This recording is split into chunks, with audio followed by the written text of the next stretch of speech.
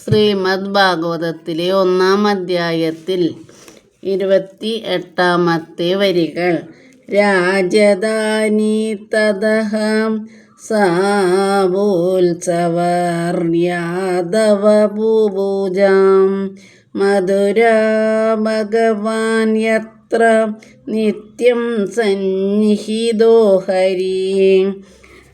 പരമ്പരയായിട്ട് യദുകുലത്തിൽ രാജാക്കന്മാരായി വരുന്നവരെല്ലാം ആ മധുരപുരിയെ തന്നെ രാജധാനിയാക്കിയിരിക്കുന്നു. ഈ പുരിയിൽ ഭഗവാൻ ശ്രീഹരി എന്നും സന്നിധാനം ചെയ്തിരിക്കുന്നുണ്ട്. എല്ലാ ദിക്കിലും ഒരുപോലെ അധിവസിക്കുന്ന ഭഗവാനെ പ്രത്യേകം ഒരു സ്ഥലത്തിരിക്കുന്നുവെന്ന് പറയുന്നത് അയുക്തമാണെന്ന് ശങ്കിക്കരുത്.